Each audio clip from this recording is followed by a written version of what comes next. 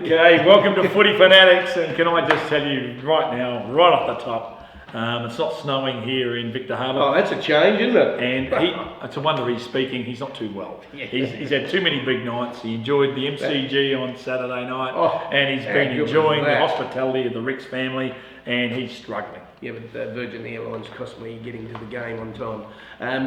We are here at the Flurio Sun headquarters, Michael. What a beautiful place you've got here. Yes, it is. It needs to be to look after me the way I want to be looked after, John, and putting out a pretty good product at the moment. We love our sport, and just turn to those back pages. Although this week's edition's a real special one with the Willunga. Willunga. What did I tell you? Got the date. Yeah, the Open Women will be on the front page. The Under-17s will be on the back page. The Under-14 exhibition will be on the inside back. It's just non-stop women's sport. Saying nothing about the netball. Oh, look, before we go, can I just say, Deb Halsey, playing her 650th game for my Ponga Netball Club. Congratulations, and what a brilliant effort that is. Yes, I did bring that up last week, Michael, because I used to teach with Deb, and I certainly didn't play 650 games of football. Michael, McLaren were a little bit shattered about the gap between the two sides. The Open Women. The Open Women, you know, they really did get out of the blocks. Willunga kicked a few points to start with. And Tessa Cohen from Glenelg had a great game, and also Grace Duffy from Glenelg had a great game. But Caitlin Radbone won the BOG, and I apologise to her sister, Ella Radbone. You really should have been in Team of the Year. I thought she'd played 7 games elsewhere, but she'd only played 3. So I have to apologise to Ella.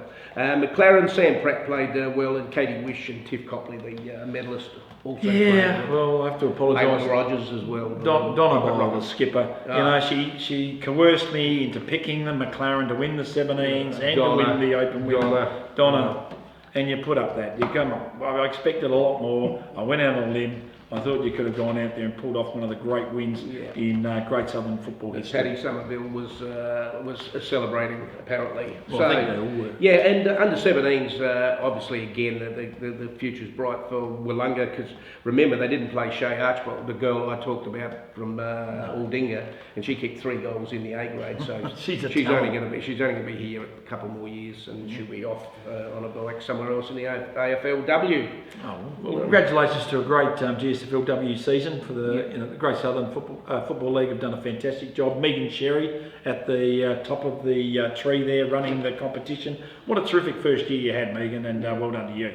Righto, we better get on to the boys, my son. This is it. Oh, we're getting down to round 18. I've only been here for about 5 rounds, but and there's been some brilliant, programming this week. We've got 2 games in Victor Harbour. That's all right. That's all right. They're going to be 2 great games. Let's start though with You'll be checking your free entry. The ticket will get stubbed. You just make sure you've got a bottle of wine for me. Galway Port Elliot versus Langhorne Creek, and Creek have to win it. They have. Yes, they have to win it, and they will win it. Magpies haven't won a game all year. They lose it. All of a sudden, that changes everything. And I can't see Galway Port. Not with Hellier and Howe kicking 10 goals between them. So that's right. And Matt Dominish, Darcy Clifford, Josh Tauck in terrific form. Blackie, of course, has had a great year. And if you just not talk about Hellier and Howe, you got Mitch Cleggett up there with those pair of hands. You know, he's always popping up with a couple, and everyone just gets around him because he brings the ball to ground as well. So the Hawks are looking too strong. Can you tell me, Curtis Perry, what's happened to Curtis? Well, he's had an injury complaint for the whole last half of the season, virtually. But I tell you, it's been a coaching masterclass. Oh, yes. Honestly, 7 games, when we approached the 7th round, they were sitting with 1 win. And look what they've done. They've rattled home. They've beaten Willunga both times. Yes. They are 1 point once, and pretty convincingly. And 10 goals last week. So they're an absolute force. If they get in there, no one will want to play them. And it's just a credit to Curtis what he's been able to do. And I think probably the assistant coach, Todd Delator, might have a little role there, a little sneaky. So we'll see how that goes. But let's look at the Magpies though. Like they've got Ryan Kennelly he's doing well, and Daniel Fry. So those boys go all right. Griffiths, Harrison, but they just haven't got enough on the table, and that's been a disappointing year for Galway Port Elliot. But I know that Ryan Bridges and the hierarchy there at Magpies they're looking at next year already. And what I do like is certainly a lad like Charlie Steele, who started the year real well, is finishing the year well. It's lads like that that are going to really benefit from playing as much A-grade footy as they have. Yeah, and I send a shout out to little Chris LeBrun, who also is a junior who's played all his footy at Goolwa and played A-grade last week. But Langone Creek will win and win well. Well, and they'll finish up in 5th position. That's and a final spot. And that is correct. Yep. Mount Compass versus Yankalilla. So this is really dead rubber, isn't it? It is dead rubber, but Mount Compass have certainly shown a lot of pride the way they finished off this season. And what I like is just Adam Hunter's been the impetus for this to occur. Tom Vitkunas, Siggy Vitkunas, Braden McKenzie, these lads have all played terrifically well. And Tom Pinion's kicking goals, although he had a little bit of a he gave them a big G last week, and they were very poor against McLaren. Or were McLaren very good? McLaren are very good. Yep. Klaus Simons, Hand. Yep. The Compass have got the players when they're on, but unfortunately they fall away with their depth. But what I did like about Tom Pinion is just the way he's lifted so much, and he loves carrying the football team on his shoulders, and they're going to be too good for the Tigers. Yankalilla. It's the same players. They had 3 Fitzgeralds playing. Bondi played all right, and Kay and our boy Jonesy also played okay, and that's about it. And Angus Weir's had a very good year. He's been a good find for the club. Yeah, but who are you going for? Mount Compass. Yeah, Mount Compass to win this one. Now, Strath Roosters versus Maiponga. This would be worth getting over to Strath for, but I won't be going there because I've got 2 games here in Victor Harbour. See, the thing is, with Strath and Victor, they're caught within a conundrum a bit. They're with Langone Creek on percentage at the moment. They both win. They know Langone Creek are going to win. They're playing against the bottom side, but there's no way they're going to bridge that percentage gap. And so it's a real live and hope thing. You're virtually playing for a lot of pride here. Strathalbyn would love to take at home too. I reckon they're a very good chance to beat Maiponga Sellicks. Benny Simmons, 9 goals last week, and leading the goal kicking. Yeah, Mark Elliott is really finding some touch. And we've talked about Tucker McFarlane. Adam Clark. I just love the way Adam hits in hard. He is playing and is he bats? Yeah, good. Okay, let's go, Grub. Make sure you don't let me down there. So, and Jacob Wright, Cooper Machin. Strath have got some really good players. It's been Simon Munn's first year at the helm, and he'll really benefit from having this first year, just like Nick Manhood will when they come into the competition and start coaching what they need and what they don't. But I think Strath could cause an upset here and win. It's not going to change anything for the Mudlarks, but you've got to like what Maiponga Sellicks are doing. There's a number of good to see Connor Sampson getting in the BPs, and our good Wollonga High boy Jakey Spinks. Getting some goals. He gets some goals. He gets in and under. He likes to mix it, doesn't he, Jake? And Whitford's been really good too. Kennedy 4 again. So that's Ben Kennedy. Yeah, Ben Kennedy. Thank you, Mike. All right. So who's your tip? Over there, I went against Strath last time over there, and I'm thinking you might be right. Oh, don't follow me. Okay, Dave Hooper won't speak to me. Maiponga easy, Dave. That's it. All right. Maiponga easy now. Well, I'm looking after me mate Dave Hooper. Well, I reckon Strathalbyn will about 3 goals. Okay, very good. Yep. And Simo to win the goal kicking with 60 plus goals, great effort, and that's why you got to have a bloke like him up the front. Victor versus Wollonga Demons, and boy, Wollonga Demons, did they get car sick going to Langone Creek? You were right then. Again? Did you hear that? Again? Again, Wollonga don't like playing at Langone Creek, and I've gone, I couldn't see the big man at school this week, Haskett, and I did see him pass. He looked pretty grumpy. I was going to ask him, did all the boys get car sick going there? Is that what happens? Up Wollonga Hill, the old Wollonga Hill, they all probably go up there. Yeah, if I was Mitchy Portlock, I'd be writing all this down and going, we'll show that. Will show me what car sickness is. You should get a drive with me when we've got to go to football training. You get car sick every I get car sick. No, that was very, very, very disappointing, and there was only Bass was the main goal kicker with 2 big bad Bass. So there's something not right there. But can you say that when really their form prior to that's been outstanding? So do we just say that as an aberration? I just keep listening to Brad saying they haven't played great football yet. You know, when are they going to play great football? You're running out of time. Well, yeah, you know, Hutchins, Meagle, Mills, Cook, Yeah. Hugo Howick. Yep. It's playing good footy, which is great. But to lose by 10 goals to Langholm Creek, I was surprised by the enormity of the loss. Yep.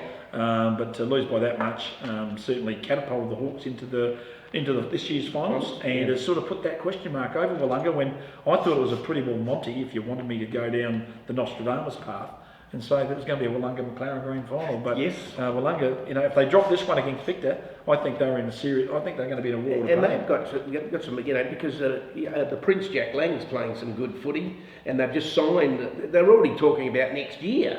Well, they have to, because it's, you know, this is their last game for the season. They're already signing players for next year, and they're exciting players as well. You got to like it. You know, Dylan Kleinick, James Hewitt kicked 4 goals last week. That's terrific. Lockie Barillo's been in good form. Yeomans, Nick Dowling, these lads, and Zach Dowling's had a very good year as well. It's good that Victor are looking at that, and if you have a look at their side, they are a bunch of locals. Yeah. And I think it's a credit to Damien Cross, who would have to be sort of mentioned if you're talking about a coach of the year, who's lifted a wooden spoon side to actually be knocking on the door. But I think Wollonga will win, and they'll win okay. When was the last time Sam Basham only scored 2 goals, and he's moved down the goal kicking list? I was very surprised.